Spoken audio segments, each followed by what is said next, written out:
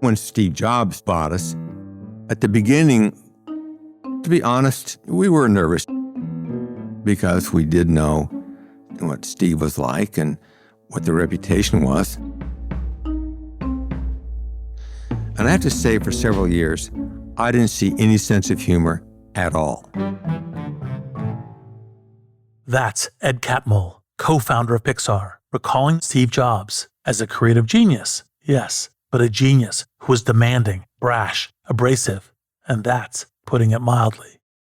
I would say from 91 to 95 was a dramatic change in him as a person. He became more empathetic and caring. He paid attention to people. You actually began to see him having a sense of humor. But this reputation stuck with Steve, even after the changes Ed is talking about. So when the stories were written about him, they're about the early public stories, because frankly, it's kind of sexy to talk about bad behavior or various things like that. It makes for more dramatic television. A good example of that dramatic television is the 1999 TV movie Pirates of Silicon Valley.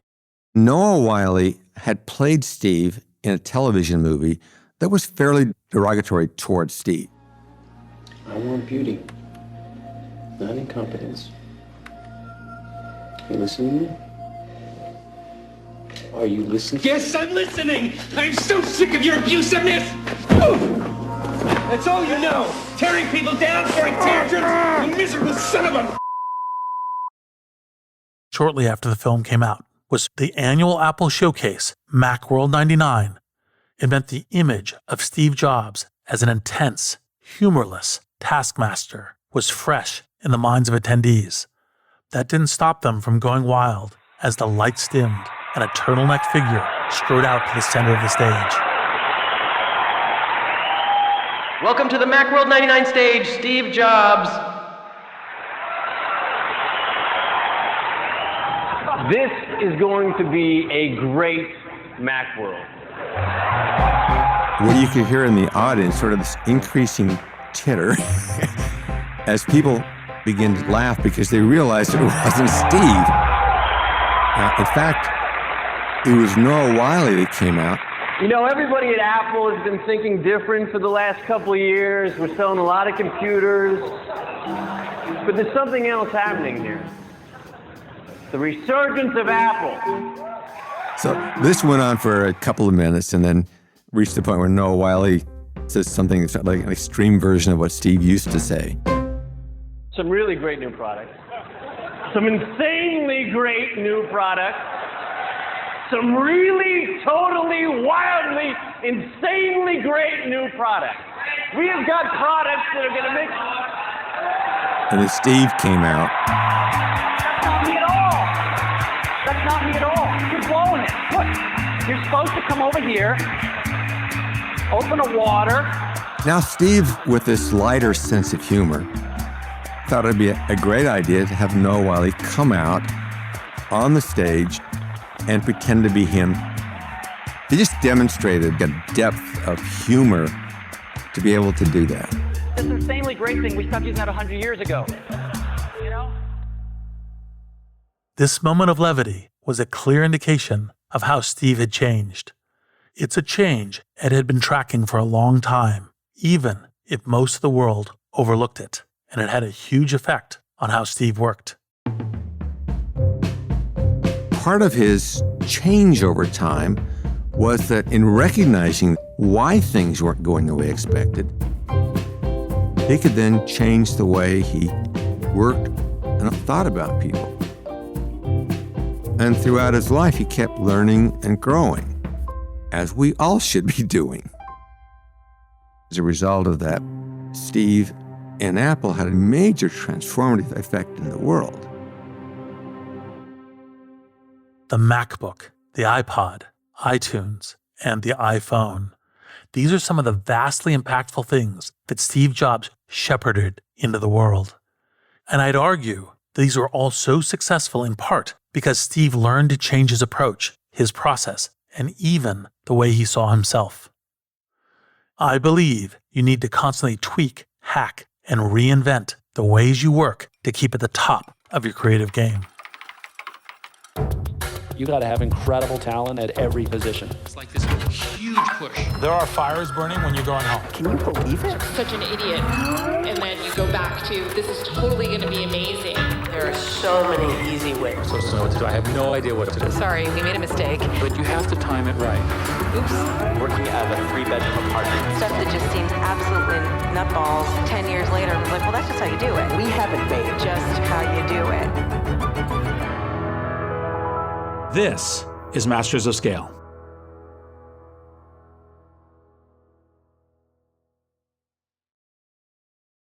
I'm Reid Hoffman, partner at Greylock, co-founder of LinkedIn, and your host. And I believe you need to constantly tweak, hack, and reinvent the ways you work to keep at the top of your creative game. Imagine the challenges involved in trying to teach chess to a toddler. First, you've got to try to explain the complex set of rules in a way that a 3-year-old can understand. Then, there's the question of their short attention span. But probably the biggest challenge you'll face is playfulness. What young kid could resist picking up a knight and galloping it across the board, or grasping a bishop and pretending it's a rocket ship? In short, your patience is going to be tested. But imagine you manage to push through this initial frustration, perhaps alter your goal. Instead of teaching a kid chess, you're going to use the pieces and the board to engage with them on their terms. Okay. Once you adapt to the new rules of the game and accept they'll keep on changing, you can even have fun and start getting creative. As a leader, you need to be ready to do more than adapt to new ways of playing the game. You need to embrace them and then come up with your own rules in response. Accepting that the rules you play by need to be constantly tweaked, hacked, or reinvented opens you up to new ways of doing things. Instilling this attitude throughout your organization will help you be boldly differential in your experimentation. I wanted to talk to Ed Catmull about this because he literally wrote the book on creating a dynamic and sustainable creative culture. Creativity Inc. has become a foundational text on how to presume dynamism throughout an organization. Ed was an early pioneer of computer graphics and went on to co-found celebrated animation studio Pixar, which counts Toy Story, The Incredibles, and Elemental among their many beloved hit movies. In his role as president of Walt Disney Animation Studios, his push to reinvigorate the creative process resulted in a string of successes, including Frozen and Zootopia. Ed was first switched on to the magic of animation by the art form's most famous pioneer. I grew up when Walt Disney was on television every Sunday night, and both showing programs that were available, plus animation, including how things worked. And it was pretty amazing. Even as a kid, I knew that they were stimulating something in my head. And what I imagined myself doing was becoming an animator. The TV show that had Ed glued to the sitting room floor of his family home in Salt Lake City was The Wonderful World of Disney. The more Ed watched Walt reveal the tricks in the Magic Kingdom spellbook, the more enthralled he became. But Walt wasn't the only great mind of the 20th century to capture Ed's imagination. I loved taking science classes and physics, and the other iconic figure of that time was Einstein. There was something pretty magical about what he was doing and what he'd figured out, and so I would read the books about it. Throughout his childhood, Ed dove deep into both these passions, becoming a skilled artist while pursuing his scientific curiosity. While he was studying for his bachelor's in physics at the University of Utah, Ed found himself drawn to another cutting-edge field. I'd always wanted to be at the frontier where you discover something. And when I took a computer science course, I thought, well, this is like being at the front of the Easter egg hunt. You're just going to go out and find things and gather them up. And it made it exciting. In 1969, Ed graduated with 2 degrees, one in physics and the other in computer science. He then doubled down on computing as his path. When I returned to graduate school, it was initially to study computer languages with some thought about artificial intelligence. It's tempting to take a brief pause and consider an alternative universe in which I'm speaking with Ed Catmull, pioneer of AI, rather than pioneer of animation. There are deep parallels between the huge advances in computing underway at this point in Ed's story and the seismic impacts of the current AI revolution. Like AI, the computational wave that Ed was immersing himself in was going to inform sweeping changes in technology, industry, and society. And like AI, it was impossible for anyone to predict what these changes would be. People were feeling their way through the possibilities and potentialities of the computer revolution. For Ed, one of these routes proved especially tantalizing. Soon, another unplanned encounter changed Ed's destiny. The first course I took was one in computer graphics. And that blew me away and basically changed everything. It's like all of a sudden, bam, things came together, and the art and the technology and the physics, like, wow, they're all mixed together, and this is a new direction. And it was actually thrilling. This new area of computer graphics was a dynamic combination of Ed's passions: animation, science, and technology. And the way the classes were taught reflected this, with students largely left to create their own projects and curriculum. We were all discovering things together and providing support for each other. So there was something about having to discover what to do when there really wasn't a curriculum. All they could say is solve the next problem. You figure out what the curriculum is. This environment was radically different to what you would normally expect of a graduate class. The course leaders had tossed out the very notion of a curriculum, partly because the field was so new, but also because they knew that this was the best way to stimulate the creativity of their students. Ed was soon helping to push the boundaries of this new technology. There's some software so that people could make pictures, but I looked at that and said, you can't do anything with that. So I decided to write my own software to make a model of my hand. So I made a plaster of Paris model. I then digitized it by looking through a piece of plastic with a grid on it to figure out where all the points were on this surface. I wrote a program to animate it, to move it around, not only move the fingers, but also look around inside the hand with the camera. It had never been done before, and it was exciting. You can see the results for yourself by searching for A Computer Animated Hand by Ed Catmull on YouTube. The video also contains the work of a fellow grad student of Ed's, Fred Park. He also wrote his own software, and he digitized the image of his wife's face. And we were the only two that stayed in computer graphics because we were the ones that rejected what was already in place and said, we need something new. These are foundational works in the history of computer animation, and they only came about because Ed and Fred were prepared to throw out the existing animation software available to them and then create their own.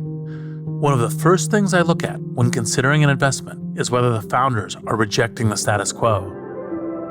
If I'd been asked to fund projects in Ed and Fred's class, I'd have been drawn to the two students who were breaking out of the constraints of the tools available to them. Because when you see someone asking the question, why this way? It signals a willingness to create your own rules.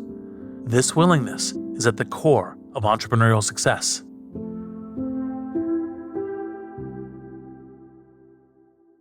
Ed's graduate work brought him back to his first love, animation. It inspired him to set a new goal, to someday create a full-length computer-animated feature film. Okay, this can get to the point where it's going to change filmmaking, but I had no illusions about us almost being there. The advice from one of Ed's graduate professors meant Ed wasn't deterred by this time frame.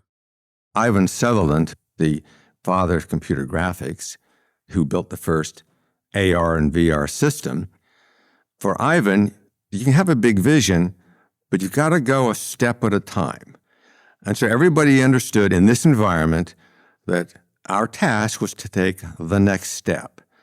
And in the process, we may change what we think is going to happen, but we do it by taking these steps based upon what's there. Ivan Sutherland understood that no matter how revolutionary your scale idea is, you need a path to get there. The answer is largely through small, iterative steps. You need to build your creative environment around this process. That graduate course gave Ed not just an ambition, but a guiding principle by which to achieve it. When I graduated, the most important thing I got out of it was that this environment was awesome. I loved it. And while I had this vision of making an animated film, and it was set the course of my life, the thing I wanted to do was to have this kind of environment wherever I went. And that needed to be something that was a principle for me, was how do you have this kind of environment? In 1974, Ed earned his doctorate in computer science. Within a year, he took on the role of director at the newly created Computer Graphics Lab. This was at the New York Institute of Technology, also known as New York Tech. Ed set about building his own creative environment. He took inspiration from his freewheeling graduate school, but he also added his own elements. So right at the beginning at New York Tech, we said, we're going to publish everything we do. And it turns out the president of New York Tech was fine with that, because the most important thing we can do is to be engaged with the community. And if we're engaged with them, then we get the best people. Many times, being open is much better than being closed, because what gives you your competitive advantage is not your hidden secret thing. It's the fact that you're in motion with a great team. Creative people are attracted to places where they can innovate. Publishing their cutting-edge animation techniques sent out a clear signal that Ed was building an environment that made creativity its top priority. We had some rather phenomenal people come in, but we were not in a community that really understood filmmaking and storytelling, and we knew that was one of the weaknesses. So if the tech was so great, why not just share it with filmmakers? No studio was interested at all in anything that computers might do. I mean, there was zero interest. They didn't even think it was relevant. That was until 1977, when a set of events from a long time ago in a galaxy far, far away changed everything. Star Wars is probably the single most impactful movie in the history of the motion picture industry. I mean, it really changed a lot of things. One of those things was catapulting the bar for movie special effects. The spectacle of lightsabers and space battles had audiences thirsting for more immersive, mind-blowing sequences. To realize his vision, director George Lucas had set up his own special effects division, Industrial Light and Magic, or ILM. George was successful with this newly formed group of ILM who had just really basically taken special effects to a whole new level. George understood that technology was going to impact movie making. George was the first person with credibility in the industry who thought this was going to be important, and he was willing to fund it. So this was pretty special. George Lucas had intently followed Ed's work at New York Tech. Like Ed, George was frustrated at how slowly the film industry was adopting computer technology.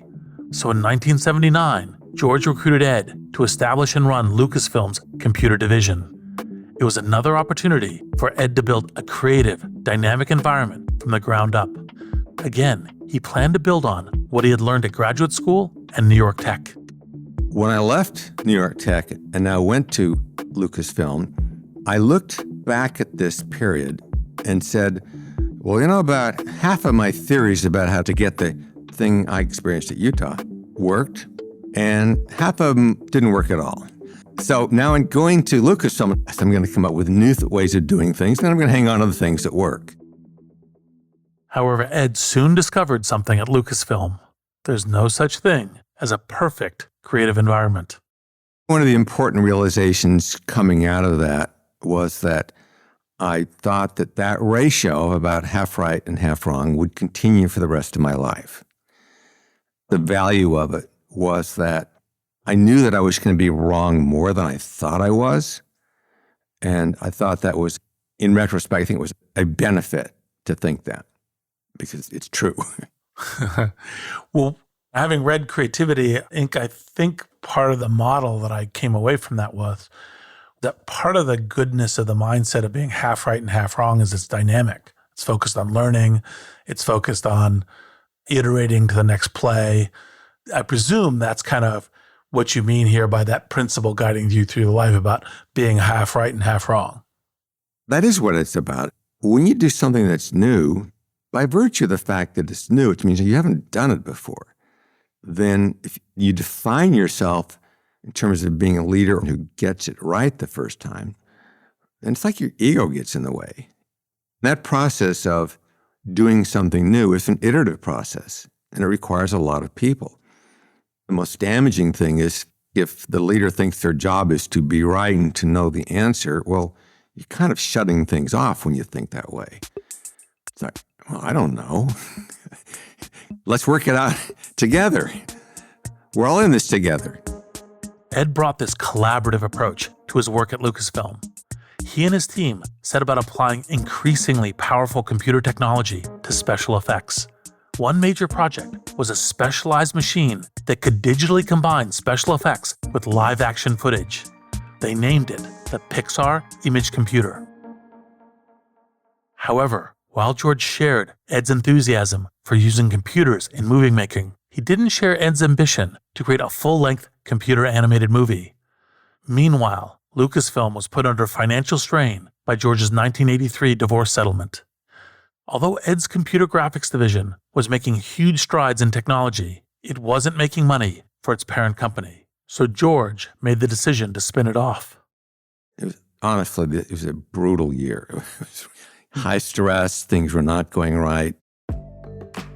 Ed was desperate, not only to find a buyer, but a buyer who would understand and preserve the dynamic approach to creativity that Ed had built. It turns out that just such a buyer was currently on the lookout for new opportunities, having recently parted ways with a computer company he'd founded. The company's name was Apple, and that buyer was Steve Jobs. We'll hear that story and more after the break.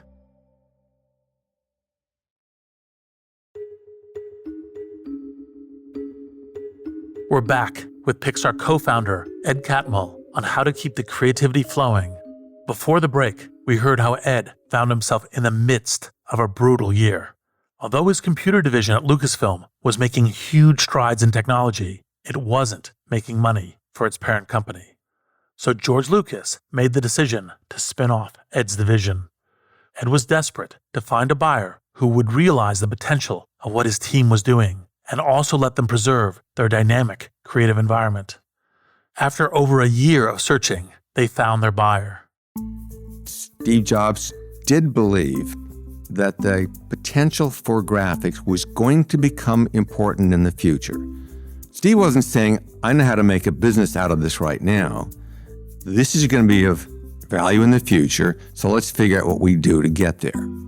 In February 1986, Steve Jobs paid $5 million to buy Lucasfilm's computer graphics division of 40 or so staff and establish it under a new name, Pixar. It meant Ed and his team were financially secure, for now.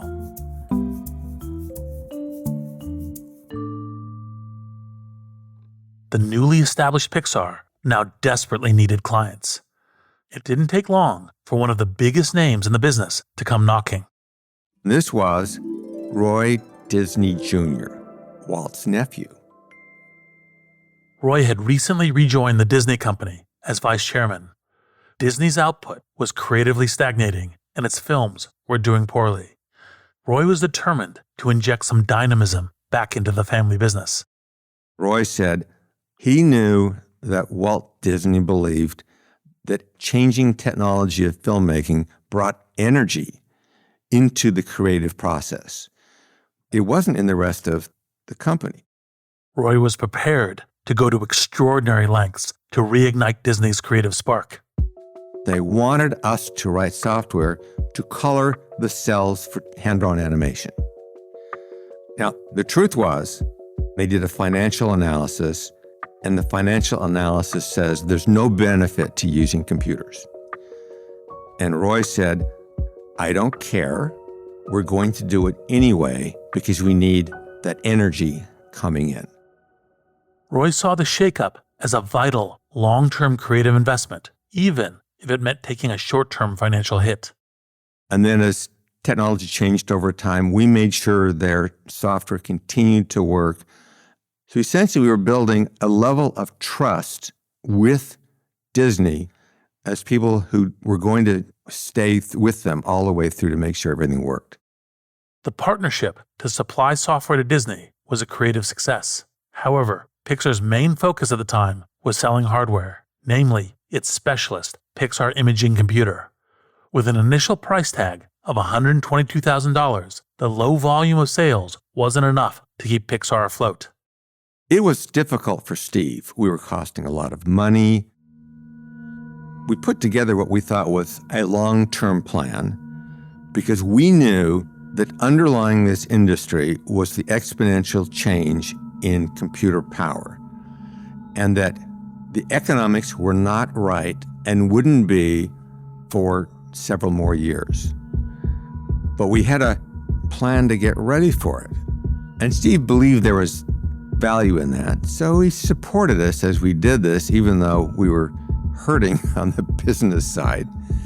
In the end, he actually did stick with us. Part of Ed's long-term plan was to keep making short films along with commercials to showcase the technical and creative advances that Pixar was spearheading. In 1986, Pixar released the animated short film, Luxo Jr.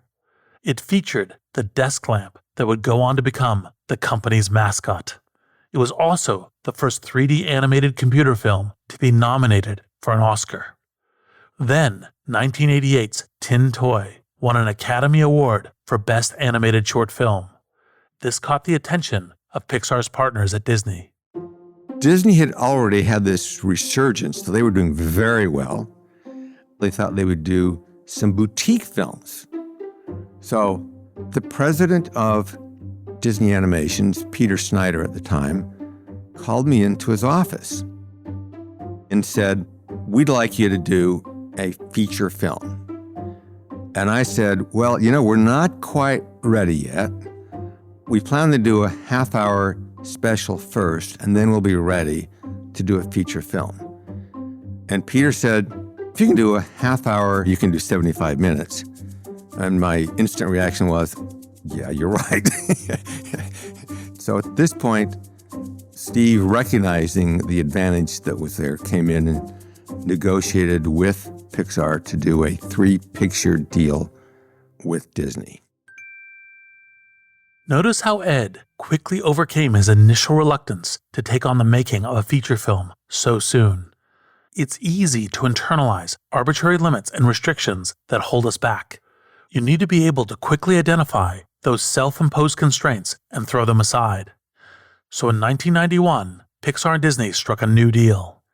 Disney would fund 3 Pixar movies, which Disney would distribute and own.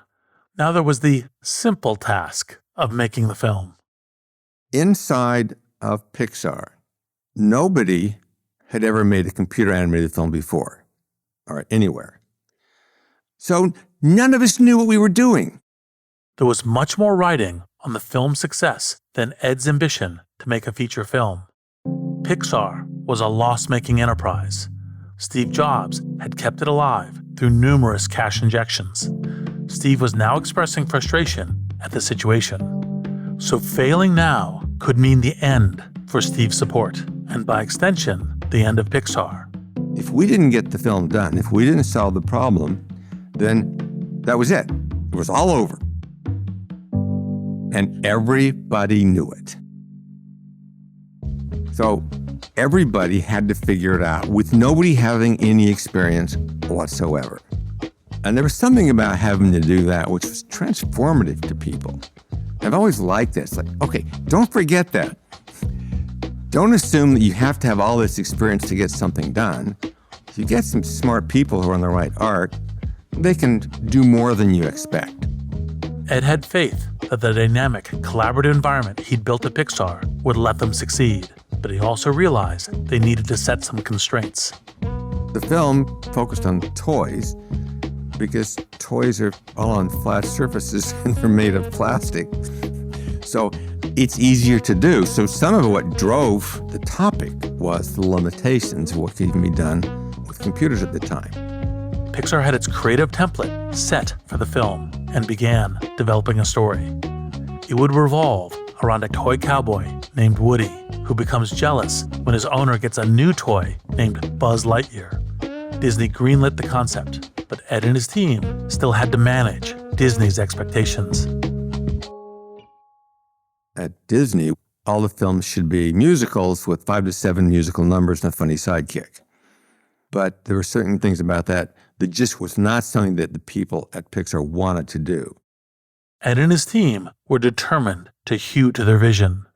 They spent over a year storyboarding the new film. But through those early drafts, they also took feedback from Disney, and the story and characters began to drift away from Pixar's original vision. The creative crisis came to a head when they showed the first version of the movie to Disney execs. The first version just didn't work. Even Roy Disney, when he looked at our first cuts, he'd say, "Oh, this isn't going to work. This is bad." At one point, I get a call saying, "You guys need more help. Move the entire company down to Los Angeles." Ed declined the offer, knowing that inviting more help from Disney would dilute the dynamic, if unorthodox, creative process at Pixar. Ed also knew that this crisis point could actually fuel rather than deflate his team. We knew it didn't work. If we don't turn this around quickly and demonstrate that it's going to work, it all falls apart. The team figured out a take that was theirs, and they turned it around fairly quickly. In doing that, they also gained some confidence about what they wanted and what it meant to be a good filmmaker. This is one of the key advantages of being prepared to constantly revise your creative processes. Your team knows that the one reliable constant is change. This will make them more resilient and adaptive when crisis hits. Ed and his team sprinted to overhaul Toy Story. As we started to get near the end, it was then apparent that we had something which was really big. There was another key person who shared their confidence. Steve said, "This is a big deal. This is actually really going to change animation." In typical Steve Jobs fashion, he had an audacious plan that none of Ed's team saw coming. "We need to go public just after the film comes out." To which Ed and his team had a response. "That's kind of nuts. Let's do a couple more first." Steve Jobs also predicted that a successful IPO would mean a change in the relationship for Pixar with Disney and its then CEO, Michael Eisner. Steve demonstrated his brilliance in how he thought about this, which was that when the film comes out, then Michael Eisner will realize he's just created his worst nightmare. Because with 2 more films, the deal's over with. But now we're a free and independent company, and so we then become a competitor. So Steve said, this is going to happen, so he will want to renegotiate. But this didn't simply mean asking for more funding or film deals from Disney. Steve realized that it wasn't a matter of getting a good deal over somebody else. You actually needed to think of them as equal partners. So in order to do that, we have to be able to put up half the money for the films so that we can genuinely say, coming into the negotiation, we are partners at every level. Steve knew that for the creative magic of Pixar to continue to work, it needed to be on an equal footing with Disney, both creatively and financially. So sure enough, when the film came out, it was a big success. 1 week later, we went public. Toy Story was a creative triumph, and investors flocked to Pixar stock. The listing raised $140 million for Pixar and beat Netscape as the biggest IPO that year. Steve had been right about the appetite for Pixar stock after the release of Toy Story. He was also right about something else. Sure enough, a few months later, Michael Eisner wanted to renegotiate the deal. Oh, Steve called this exactly right. That's impressive. With the deal renegotiated, Pixar was now in an equal partnership with Disney. Ed and his team set about working on their next films, A Bug's Life and Toy Story 2. So we're drawing on things we learned from Toy Story, and again, trying to correct the things that were wrong and then making a new set of errors. Ed needed to quickly scale up his team while keeping the high level of creativity that had made Toy Story such a success. This particular group that had made Toy Story was extraordinarily good at helping people solve problems. So we called it the Brain Trust. The creative team behind Toy Story couldn't simultaneously take the lead on Toy Story 2, A Bug's Life, and the other projects in development. So Ed developed a method for making that team's creative excellence available to the rest of the company. That's not to say production on Toy Story 2 went smoothly. Far from it. You can learn the fascinating details from Ed's book, Creativity Inc. What I want to focus on here is how Ed and his team iterated on what the Brain Trust was and how it operated as Pixar grew and faced new challenges. One example is the composition of the Brain Trust. So this Brain Trust actually morphed from an identifiable group into a way of thinking about solving problems. The Brain Trust roots lay in the original creative team behind Toy Story, and initially it was made up of those specific people. But keeping it that way would have been impractical as Pixar scaled. So instead, the Brain Trust became a method rather than a group. It became a way of sharing candid and objective criticism with directors and their teams every few months during a production. Over the years, the precise way the Brain Trust operates has changed, but some basic principles have emerged. One of them is that this really needs to be composed just to filmmakers, like their peers who are talking with each other. Another principle was you just have to be truthful. The other one was a recognition that the directors know they have a problem, so they're a little bit vulnerable. The next principle is one you should file under Genius Creativity Hack. We had to remove the power from the room. So people who were powerful were not supposed to talk for 15 minutes. Because if a person with authority starts the room, then everybody sort of lines up behind that. The agenda's been set. If the person with power doesn't say anything, then entering the discussion has an entirely different dynamic. The Brain Trust, what they were supposed to do was to point out the problems, discuss it, make suggestions, but they couldn't tell people how to solve the problem. They couldn't override the director. And all this, frankly, was just to get it so that the director was free to listen to what was being suggested. For Ed, the Brain Trust is all about sparking and sustaining creative magic. For me, the magic means that people throw out ideas and they're not attached to them. If they help and they're accepted, good. If they don't help and they're not used, that's okay too, because you're not attached to them. And what we're trying to do is to figure out how to get more in the state where people are not attached to what they're saying, which also makes people more likely to listen. And it just sort of changes the dynamic of the film. So that's an ongoing process. Notice how at the root of all of these principles is the drive to share honest and constructive opinion, while also making sure people still feel secure in their roles. This is something to keep front of mind as you iterate on your creative process. You want to encourage candid feedback in order to learn and get better, but you need to make sure that feedback is given with compassion. If your organization has a culture of aggressively shooting down imperfect ideas, then people will be less likely to give voice to their thoughts. This will have a chilling effect on your team's ability to learn, be bold, and experiment. I asked Ed to go into more detail about the challenges Pixar faced when it came to scaling the creative process. Well, one of the things that I think is part of the amazing story about what you led at Pixar is how to systematize an environment where you have creative solution to unknown problems as you're encountering them. So brain trust is one of the things. What are the other things that then made that scale and repeat process with Pixar? We went through a process of growing our output. And frankly, growing our output was very difficult because we had to figure out what are our bottlenecks. There are so many unknowns that are going on. We have to approach each problem as something that's new to us. Why is it not working? What are the obstacles? What are the impediments? There aren't really any fast answers. Most problems actually require going down a few levels just to understand them and pick at the problem. Bottlenecks can be hard to spot, especially as you scale, but it's important that you do spot them and resolve them. They're a sign that there's a deeper problem with the processes you've established in your company.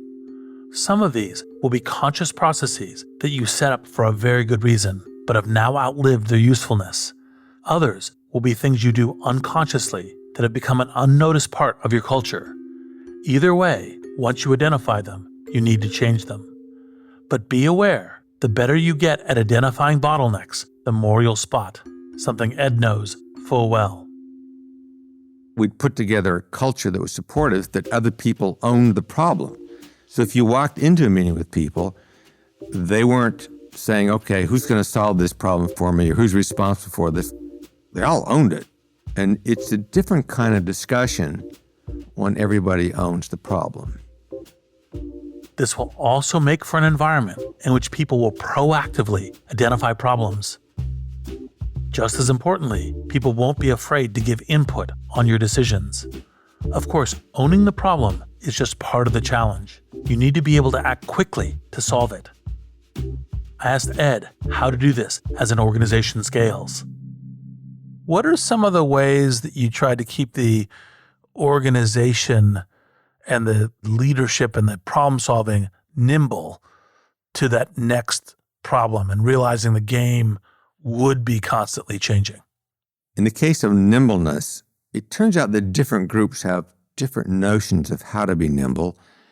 And I like the fact that they've got their own approaches to it because they're going to bring something to the table without a notion that is always going to be uniform across the company. In 2006, Disney acquired Pixar for $7.4 billion. Ed remained president of Pixar and also became president of Walt Disney Animation Studios. It was one of the many title changes across management that signaled a closer merging of Disney and Pixar, including Steve Jobs taking a place on the Disney board of directors. There was a clause in the deal guaranteeing that Pixar remain a separate entity. Ed believed this stipulation was vital in preserving Pixar's dynamic approach to creativity, although with some important guidelines. You could not do production work for the other. But on the other side, you could beg, borrow, and steal ideas from each other because we did not want them to be an existential threat to each other.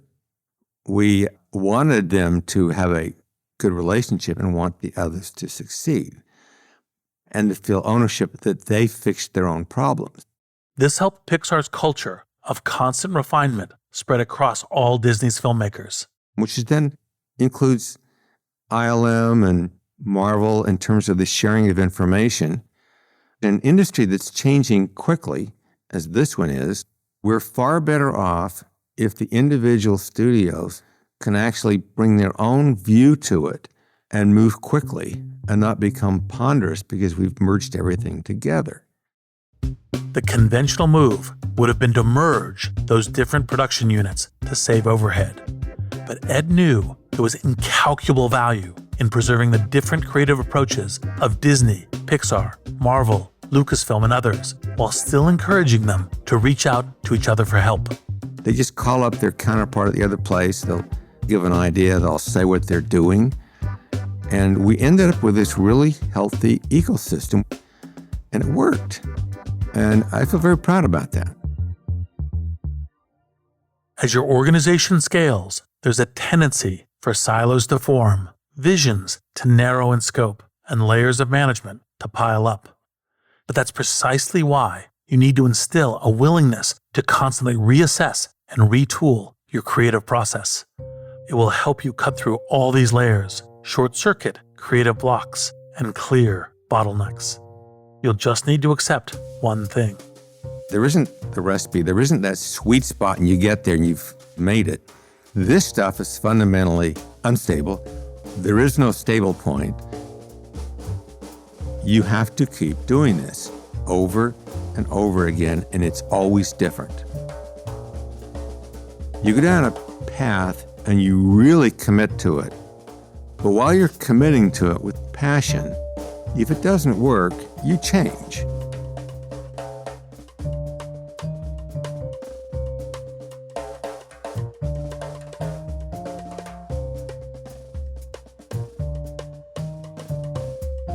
I'm Reid Hoffman. Thank you for listening.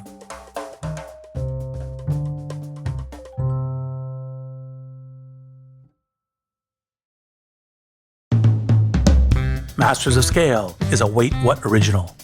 Our executive producer is Chris McLeod. Our producers are Chris Gauthier, Adam Skuse, Alex Morris, Tucker Legersky, and Masha Makotunina. Our editor-at-large is Bob Safian. Our music director is Ryan Holiday. Original music and sound design by Eduardo Rivera, Ryan Holiday, Hayes Holiday, and Nate Kinsella. Audio editing by Keith J. Nelson, Stephen Davies, Stephen Wells, Andrew Nault, and Liam Jenkins. Mixing and mastering by Aaron Bastinelli and Brian Pugh. Our CEO and chairman of the board is Jeff Berman. Masters of Scale was created by June Cohen and Darren Triff. Special thanks to Jodine Dorsey, Alfonso Bravo, Tim Cronin, Erica Flynn, Sarah Tarter, Katie Blazing, Mariel Kareker, Chineme Ezequena, Colin Howarth, Brandon Klein, Sammy Oputa, Kelsey Saison, Louisa Velez, Nikki Williams, and Justin Winslow. Visit masterscale.com to find the transcript for this episode and to subscribe to our email newsletter.